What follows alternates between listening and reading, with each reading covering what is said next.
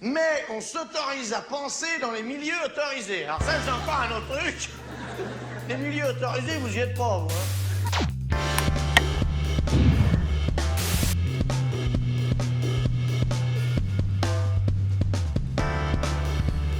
90 chercheurs, auteurs, journalistes, artistes, militants. Il n'en fallait pas moins pour faire l'analyse de ces 50 dernières années d'une France devenue foncièrement néolibérale. Et qu'il est devenu d'autant plus depuis l'élection d'Emmanuel Macron, il y a 5 ans, et récemment réélu pour 5 années supplémentaires. L'idée de réaliser cet ouvrage fastidieux, intitulé Le Nouveau Monde, était de rendre compte d'un processus historique qui nous a permis d'atterrir là où nous sommes maintenant. Dominé par une classe politique qui a massacré les services publics, dominé par des élites économiques et financières qui en sont là justement parce que depuis près de 50 ans, la classe politique s'est évertuée à leur dérouler le tapis rouge en dérégulant, en faisant des cadeaux fiscaux, encore et toujours plus. Dominé aussi par la classe médiatique, une classe médiatique surconcentrée entre les mains des grands patrons du CAC 40 et qui ne laisse plus aucune place au pluralisme politique, à la parole scientifique ou encore à l'investigation. Dominé par un État de plus en plus autoritaire. Dussé-je rappeler le traitement réservé aux gilets jaunes, aux manifestants ou aux habitants des quartiers populaires. Pendant ce temps, les inégalités ont continué de progresser. Le matraquage social et policier des classes populaires suit son cours, les cadeaux aux puissants aussi. Et le fer de lance de ce paradigme néolibéral et autoritariste, Emmanuel Macron. Pour parler de tout ça, j'ai le plaisir de recevoir sur le plateau du média Alan Poplar. Bonjour Alan. Bonjour. Et merci d'avoir accepté cette interview. C'est moi qui vous remercie. Vous êtes donc un des co-directeurs de cet ouvrage, qui s'appelle donc Le Nouveau Monde, paru aux éditions Amsterdam, et qui fait partie de la collection que vous avez lancée, qui s'appelle L'Ordinaire du Capital. On sort de 5 ans d'Emmanuel Macron, on vient de vivre un moment politique, l'élection présidentielle. Il a été réélu pour 5 années supplémentaires. Est-ce que ce monde-là, il est si nouveau? Pourquoi le Nouveau Monde? Alors, Le Nouveau Monde, c'est d'abord donc c'est le titre de l'ouvrage, en effet. C'est d'abord un slogan de campagne. C'est un slogan que Macron a lancé en 2017 et qui était censé, disons, symboliser ce projet porté par un homme neuf qui prétendait renouveler les règles et les routines de la vie politique, qui prétendait renouveler le personnel, les pratiques, les institutions politiques. La société civile aussi, c'est Voilà, un mot c'est qu'il ça. utilisait beaucoup. Qui prétendait édifier une nouvelle société ouverte, bienveillante, pragmatique, progressiste, évidemment, et rassembler autour de lui des Français qui communiaient dans une même croyance dans l'innovation, même culte de l'innovation, et une même croyance dans la fin des idéologies. Bref, une république des honnêtes gens. 5 ans après, il y a encore quelques Français, nombreux, des Français qui croient, qui continuent de croire et dur comme fer à cette illusion. La preuve, ils l'ont Voilà, réinvesti. Absolument, il a été réélu. Mais pour tous les autres, le Nouveau Monde apparaît pour ce qu'il est, à savoir, il apparaît pour ce qu'il est dans sa terrible régression. Parce que le Nouveau Monde, c'est, si on fait un petit bilan, le Nouveau Monde, c'est 10 millions de personnes pauvres. C'est 8 millions de personnes à l'aide alimentaire. C'est 12 millions de personnes qui n'arrivent pas à se chauffer chez elles. C'est 300 000 personnes qui dorment de mort. Le Nouveau Monde, c'est 1,4 million de personnes qui n'ont pas un accès sûr à l'eau potable et 90% des cours d'eau qui sont pollués aux pesticides. 2500 blessés, 30 éborgnés, 5 mains arrachées. Je rappelle, c'était pendant notamment le mouvement des Gilets jaunes. Des Gilets jaunes. Le Nouveau Monde, c'est 1000 morts au travail, simplement pour les salariés au régime général. Bref, le Nouveau Monde, c'est d'abord une brutalité sociale, c'est d'abord une politique de classe dont les effets sont absolument manifestes. Donc c'est ça qu'on a voulu documenter. C'est la brutalité de ce moment-là, du moment Macron, mais à travers l'idée du Nouveau Monde, évidemment, et en creux de tous les articles qui composent ce volume, on a voulu aussi montrer, ou en tout cas donner à voir, qu'un autre monde pouvait être possible. Un nouveau monde qui romprait avec la prédation des communs, avec la négation, la domestication de la démocratie, et avec aussi la destruction de l'environnement. Voilà le projet. De retourner en quelque sorte ce slogan politique contre lui-même, même si, je tiens à le préciser, ce livre-là n'est pas un programme politique, c'est pas son objet. Et c'est un ouvrage fastidieux, il y a énormément de personnes qui se sont exprimées dedans. On répète, il y a 90 auteurs qui se sont exprimés dedans et qui réunit énormément de grilles de lecture différentes, parce qu'on a des journalistes, des intellectuels, des sociologues, des philosophes, voilà, on a quand même une palette de gens et de lunettes d'observation très différentes, qui s'expriment aussi sur des thématiques extrêmement diverses: droit du travail, économie, sécurité, gestion du maintien de l'ordre, fiscalité, grandes entreprises, inégalité sociale, etc. Comment déjà vous avez réussi à réunir autant de monde ? Et qu'est-ce qui vous a poussé surtout à entreprendre ce travail-là ? Bon, en effet, il y a une centaine de contributions, 150 peut-être, et une centaine d'auteurs, d'autrices, d'auteurs qui ont participé à ce volume. Vous l'avez dit, ce sont pour l'essentiel des chercheurs, mais on trouvera aussi des journalistes, on trouvera aussi des militants, praticiens, on trouvera aussi des écrivains. Et l'idée, c'était de rendre compte d'un moment politique qui nous semblait singulier, à un moment politique aussi qu'on a saisi dans sa bascule. C'était au moment où on a commencé, où on travaillait à l'écriture de ce livre, ou à l'édition de ce livre, plus exactement. C'était le moment du moment des Gilets jaunes, c'était le moment du mouvement sur les retraites, c'était le début aussi de la pandémie. Bon, il nous semblait important de faire la synthèse de tout cela, de le réinscrire dans l'histoire longue du néolibéralisme, pour essayer de donner forme et de donner à comprendre ce que nous étions en train de vivre en un temps, encore une fois, de bascule et d'accélération. Oui, parce qu'en fait, finalement, c'est ça le cœur de cible de l'ouvrage. Finalement, on en vient déjà à ma question suivante. C'est effectivement la cible, c'est la société néolibérale dans laquelle on est, et qui est en plus exacerbée. Enfin, je veux dire, son meilleur ambassadeur, le meilleur ambassadeur que ce paradigme-là n'a jamais eu, c'est Emmanuel Macron. Oui, effectivement, c'est ça la cible, quoi. Oui. Peut-être pour préciser un peu l'objet du livre, continuer un peu, c'est un tableau de la France. Bon, ça je le dis, un tableau de la France, mais qu'on a voulu ample et détaillé, et dans lequel on a voulu faire varier les tons, les formes, les cadrages, les angles, les registres, pas simplement pour rendre un livre agréable à lire, parce que, bon, au-delà de son poids, il fait plus de 1000 pages, c'est un livre dans lequel, je crois, et les lecteurs le disent, on se promène, on picore, et on peut cheminer à sa guise. Mais aussi parce que, de manière plus importante, plus nécessaire encore, parce qu'il nous semblait qu'il n'était pas possible de rendre compte de la brutalité et de la violence du néolibéralisme simplement avec des analyses conceptuelles. C'est déjà le constat que faisait Pierre Bourdieu au moment de la sortie de La misère du monde. Donc il faut aussi rendre les choses de manière un peu plus sensible. C'est la raison pour laquelle il y a tout un ensemble de textes qui donnent à voir ce que le néolibéralisme, qu'on n'entend pas simplement comme un programme économique, mais comme un projet de société qui vient transformer les valeurs, qui vient capturer les subjectivités. Bon, un projet qui va jusqu'au plus intime, qui façonne jusqu'au plus intime des individus. Et qui façonne aussi tout entièrement l'État, parce que, voilà, comme le rappelle très bien Barbara Stiegler dans son ouvrage « Il faut s'adapter », effectivement, le néolibéralisme, c'est pas comme on le croit, un système qui veut qu'il n'y ait que l'État régalien et tout le reste soit nécessairement dérégulé. Il compte aussi sur quelque part, les services publics tels qu'il les souhaite pour préparer les gens à accepter ce néolibéralisme. Oui, c'est un projet, il y a beaucoup de textes qui en rendent compte, et notamment celui de Grégory Jepski, qui co-dirige l'ouvrage avec moi, qui rend compte de cette capture de l'État. Et de la manière dont le néolibéralisme fonctionne comme un interventionnisme de l'État, et non pas comme un retrait de l'État. Oui, c'est tout l'inverse. Enfin, effectivement, c'est justement, le néolibéralisme veut de l'interventionnisme, voilà, à son profit. Absolument.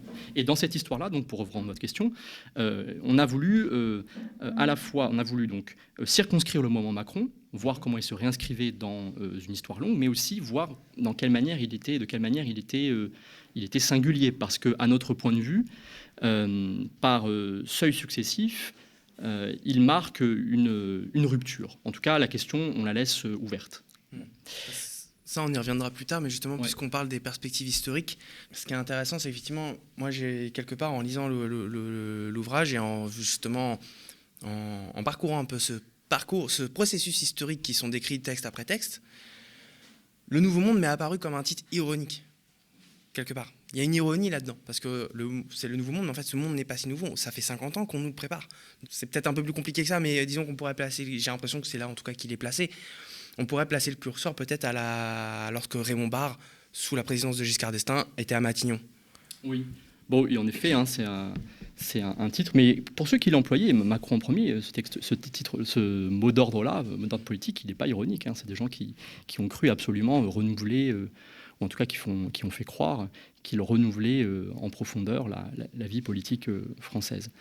Mais oui, alors le néolibéralisme, puisque c'est notre fil rouge, c'est un projet qui naît en tant que projet intellectuel, qui naît dans l'entre-deux-guerres, en France, mais avec ses références internationales, autour notamment en 1938 d'un colloque qui est organisé par un journaliste qui s'appelle Lippmann. Bon.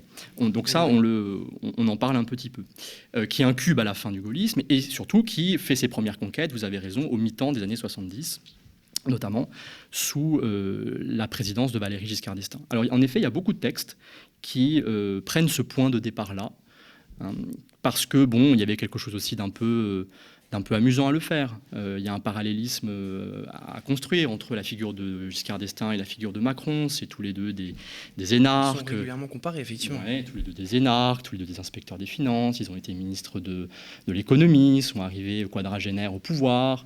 Ils ont tous les deux fait campagne en appelant au dépassement du clivage gauche-droite. Ils ont tous les deux fait campagne en se présentant comme les héros des classes moyennes. Bon, bref, il y avait quelque chose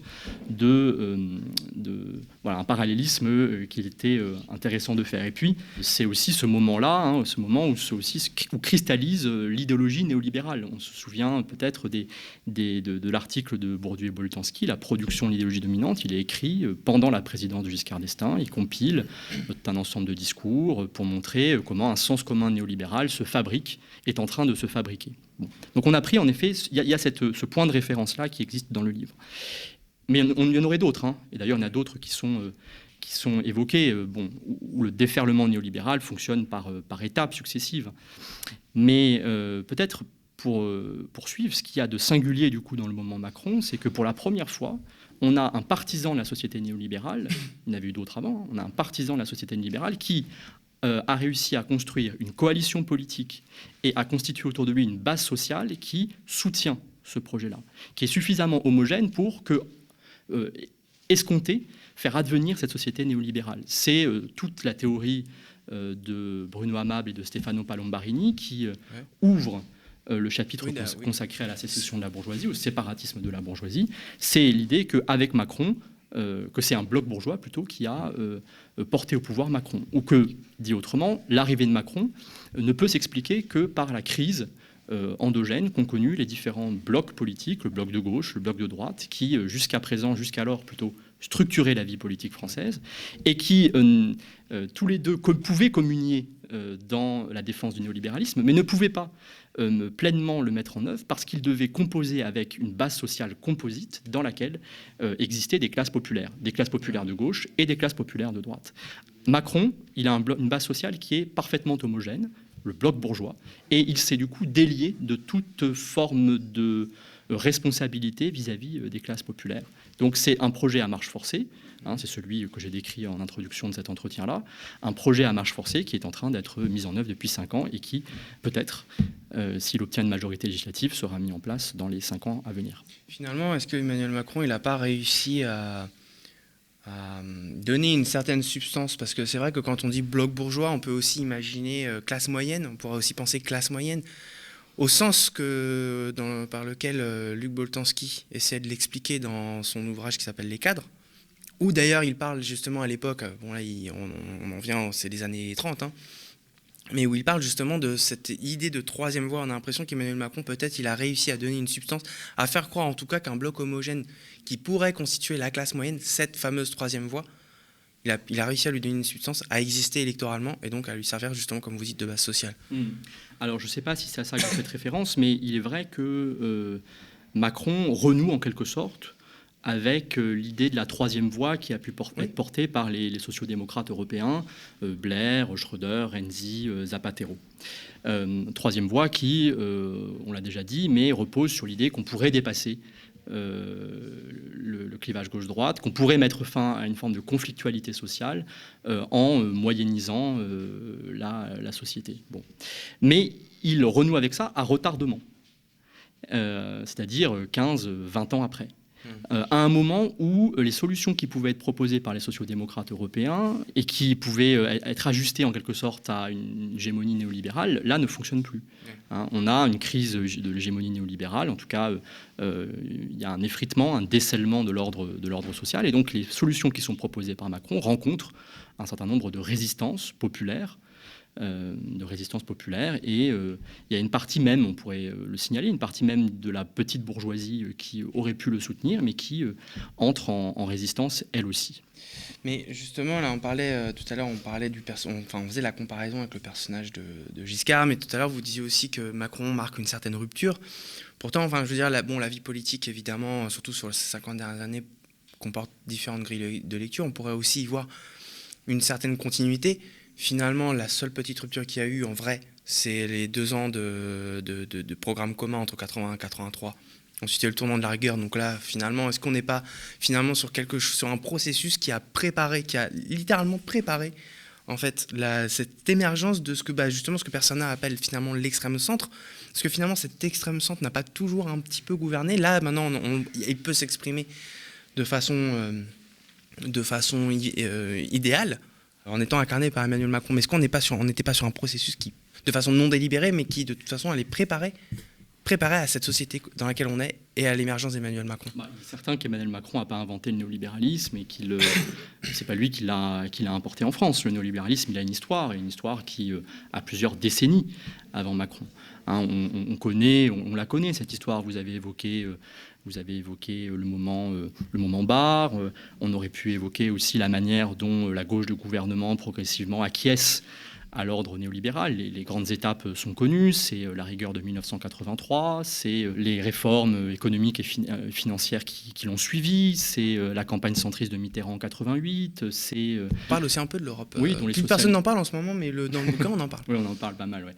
Dont les socialistes français finissent par acquiescer aux réquisites de la construction européenne. Bon, tout ça jusqu'à la présidence Hollande qui marque évidemment un moment d'épanouissement du néolibéralisme dans la gauche de gouvernement. Bon. Donc ça, on la connaît. Hein, le moment de la cohabitation aussi, en 86, c'est un moment où le néolibéralisme progresse. Mais ce que j'essaie de vous expliquer, c'est que tous ceux qui ont porté ce projet néolibéral ont toujours dû composer avec des oppositions dans leur base électorale.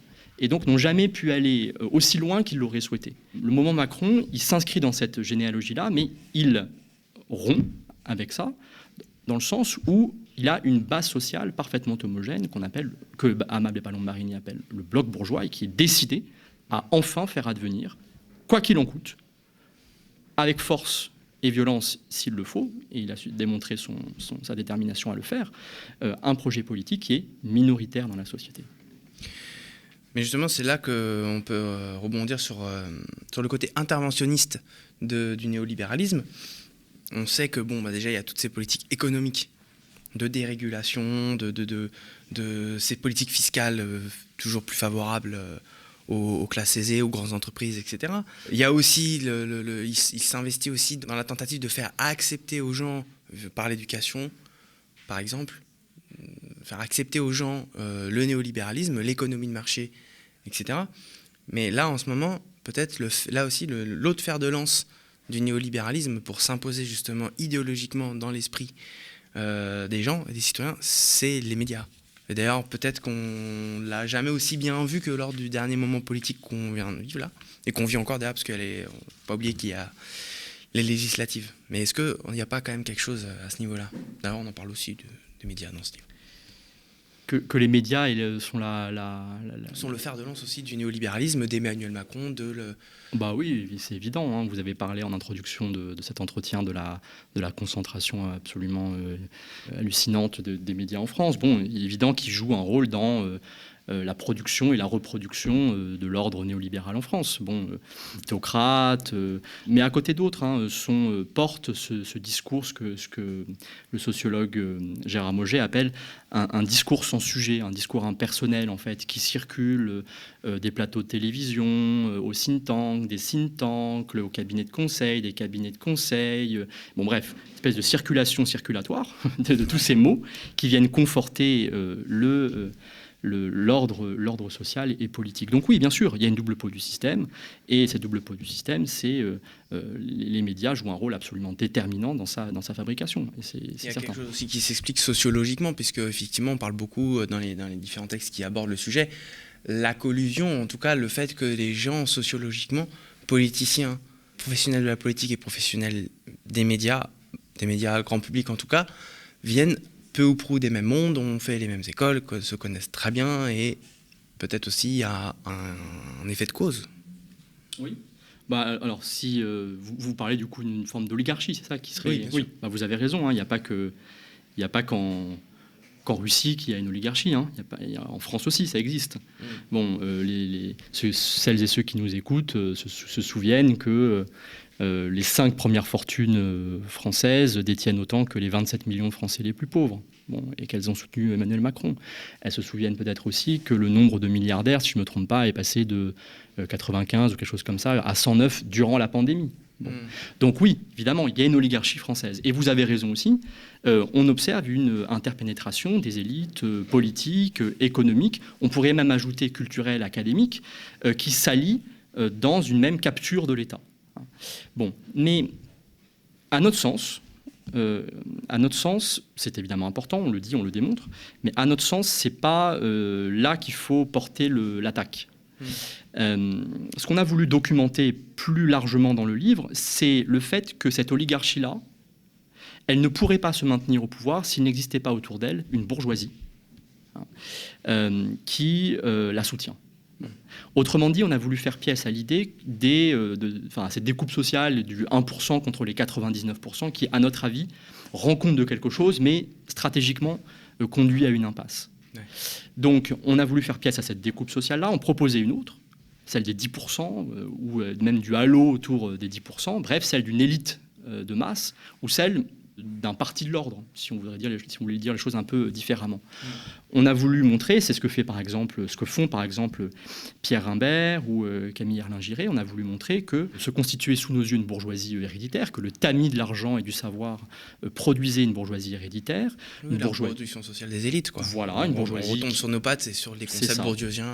Une bourgeoisie qui vit dans les métropoles, qui est convaincue d'incarner le camp du bien ou l'invertu, qui, au nom de ça, prescrit à tout le monde les formes de la vie bonne. Bref, une bourgeoisie sûre de sa domination. Bon.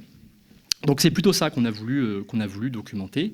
Et au-delà du séparatisme politique, économique, spatial même qui la caractérise, ce qu'on a voulu montrer, pour répondre un peu à votre question aussi, c'est l'enfermement intellectuel qui l'a caractérisé. Oui, voilà. Enfermement intellectuel, pourquoi ? Parce que cette bourgeoisie-là a une langue à elle, elle a ses médias, bon, et elle verse dans une économie morale qui... Elle a ses écoles aussi. Elle a ses écoles de pouvoir, évidemment. Hein, et ses écoles de L'ENA, pouvoir, sa Sciences Po, sociabilité. HEC, Exactement.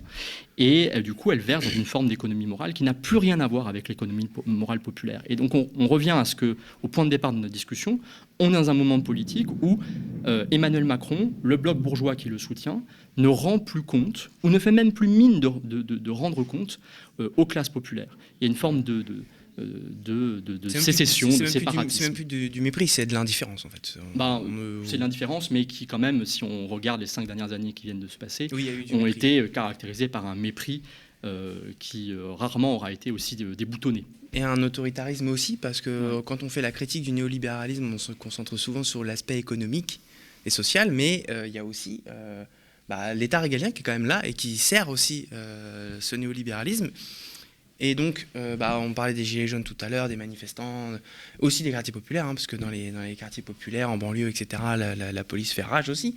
Ça me rappelle un petit peu le terme qu'utilisait Loïc Vacan.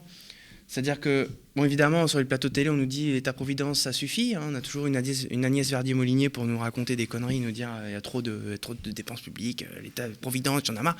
Mais là, est-ce que finalement, l'État français n'est pas en train de se transformer un peu à l'image des États-Unis en État pénitence, comme disait justement Loïc Vacan?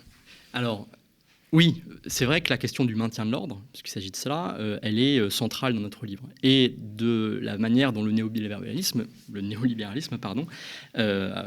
mais même c'est même consubstantiel, est un projet de société autoritaire. Bon. Alors, on a on a parlé déjà de ce maintien de l'ordre idéologique, de tous ces lieux communs qui viennent produire et reproduire l'ordre marchand.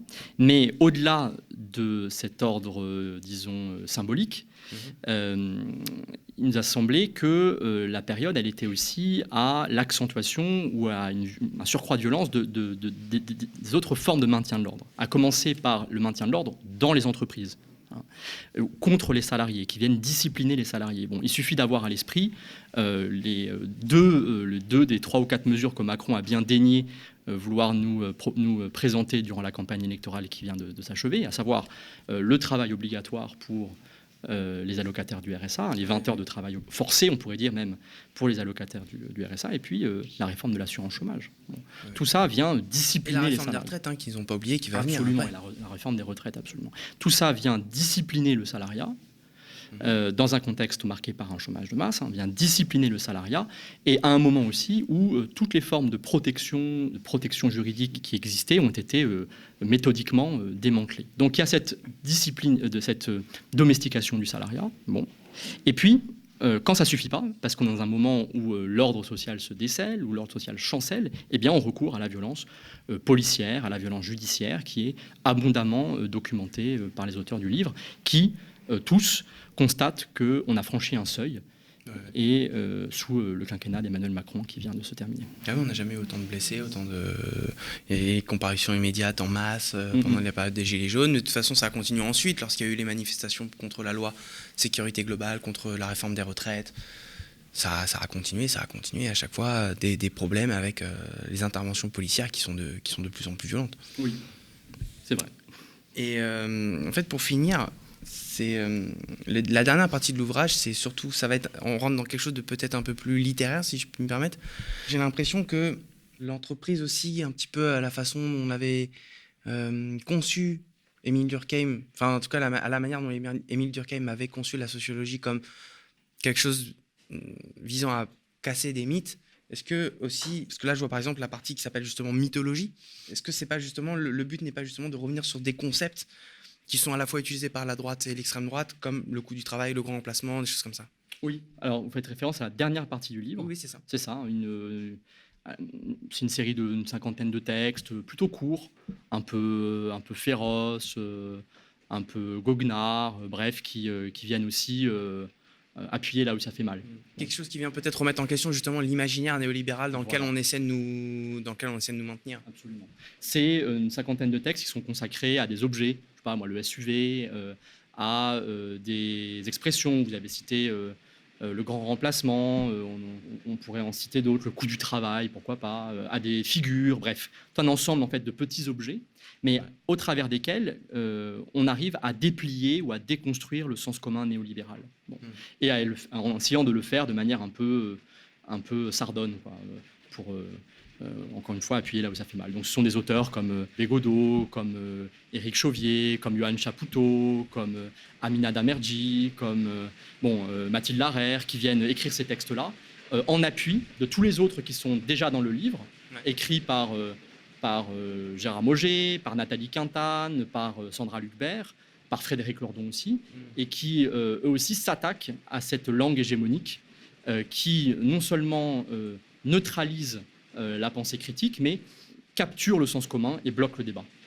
D'accord. Donc pour finir cette interview, on aimerait rappeler que Emmanuel Macron a été réélu pour 5 ans. Donc évidemment, tout ce dont on vient de parler là, c'est pas fini. On est loin d'en avoir terminé. Donc je suppose que pour la collection de l'ordinaire du Capital, il va y avoir encore du boulot. Oui. Bon, alors attendez, là on enregistre à un moment où la campagne initiative a encore lieu, où les résultats ne sont pas connus. Je ne sais pas quand sera diffusée l'émission, mais... C'est vrai que le rapport de force est moins large qu'on l'imagine. Voilà. Il est plus resserré entre l'Union populaire, la nouvelle Union populaire et les marcheurs. Oui, ce qui est important là dans le moment dans lequel on est, c'est de voir que Emmanuel Macron a gagné l'élection présidentielle, mais il porte un projet qui est minoritaire dans la société. Ouais. Et le champ politique, en réalité, il est structuré aujourd'hui en 4 blocs. Le bloc bourgeois, le bloc de gauche ou populaire incarné par Mélenchon, le bloc d'extrême droite, et puis un grand bloc d'abstentionnistes. Bon.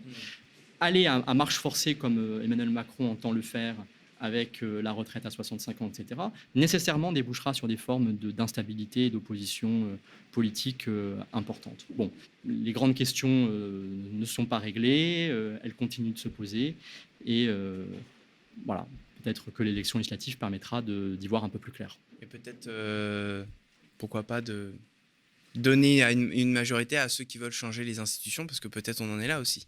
Si une minorité arrive à toujours avoir la majorité, c'est peut-être qu'il y a un problème institutionnel. Peut-être. Sans doute, oui, bien sûr, il y a un problème institutionnel. On est dans un blocage, un moment de blocage qui intervient dans une crise de l'hégémonie néolibérale. Donc oui, d'instabilité, de violence, tout ça sur fond, évidemment, de crise climatique. Merci beaucoup, Alan. C'est moi qui vous remercie. Merci à vous d'avoir suivi cet entretien. Vous le savez peut-être, le média a enfin repassé le cap des 10 000 abonnés. Si vous voulez continuer à pouvoir suivre ces entretiens, la contre-matinale, nos enquêtes, abonnez-vous aux médias. Sur ce, je vous dis au revoir.